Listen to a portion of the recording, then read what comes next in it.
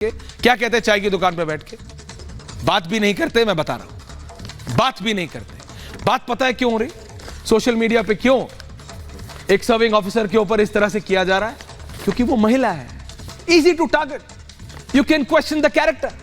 आप उनके चरित्र पे एक क्षण भर में एक सवाल कर सकते हैं और हजारों लाखों लाइक आ जाएंगे। किसी को कोई बोलने की जरूरत ही नहीं, अपने आप हो रहा है सब कुछ, अपने आप। और उस महिला के बारे में कोई नहीं सोच रहा। जो हो रहा है होने दो, जो चल रहा है चलने दो। क्यों? क्योंकि खुला राज है साहब, महिला है ना, जो मर्जी आए वो बोल सकते हैं। ये थोड़ी कि उसने पीसीएस का एग्जाम कैसे पार किया था। बरेली में तैनात है ज्योति मौर्य, पीसीएस अधिकारी।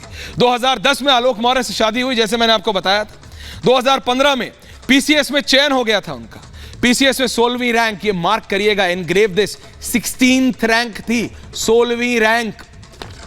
116 भी ला सकते हैं वो लोग जो सवाल खड़ा कर रहे हैं। पूछ रहा हूं मैं, बताइए। या तो आप सब ने कभी एग्जाम देने की सोची होगी या आपके बच्चे। आप बताइए, पीसीएस में 16वीं रैंक लाना कितना मुश्किल होता है? मुझे पता है कितना मुश्किल होता है, पता है कितना मुश्किल होता है।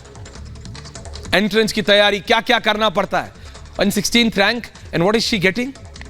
हां, गलत काम करे ना, सवाल करिए उसकी पर्सनल लाइफ पे क्यों भाई? आपको पता है क्या कि वो किस शारीरिक या फिर मानसिक प्रताड़नाओं से गुजर रही थी? नहीं, लेकिन बोलना है।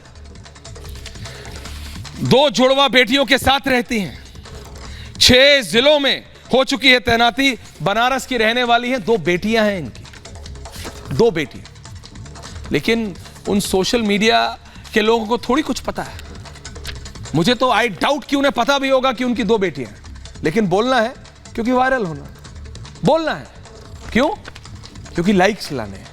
किसी की जिंदगी बर्बाद होती है, हो जाए, किसी के साथ जो होता है हो जाए, लेकिन बोलना है तो बोलो।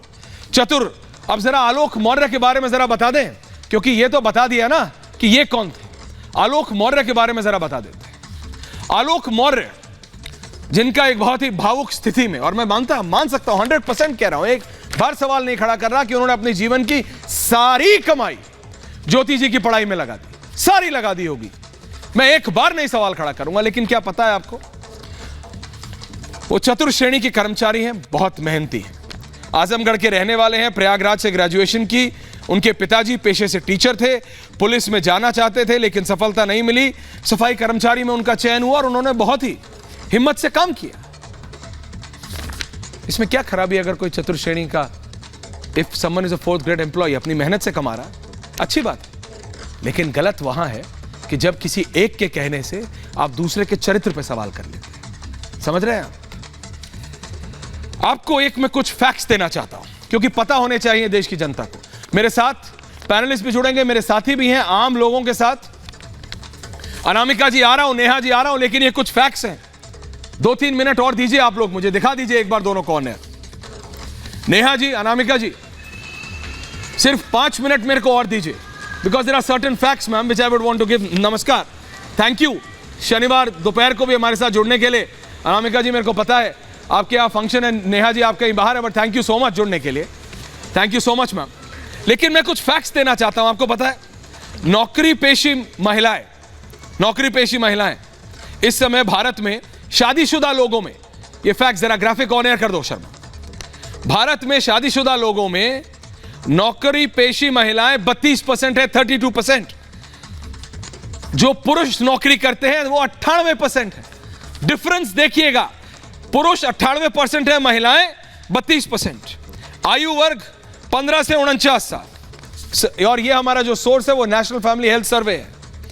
भारत में साक्षरता का दर, ये पता होना चाहिए उन लोगों को जो सवाल खड़ा कर देते हैं, क्योंकि उसका जब इंपैक्ट सुनाऊंगा ना, तो नेहा जी और अनामिका जी, दिमाग एक बार दोबारा सोचने को मजबूर हो जाता है कि क्या इंपैक्ट हो रहा है। भारत में साक्षरता की दर, पुरुषों में साक्षरता 82% है, 82%। शर्मा, ग्राफिक ऑन है नाउ।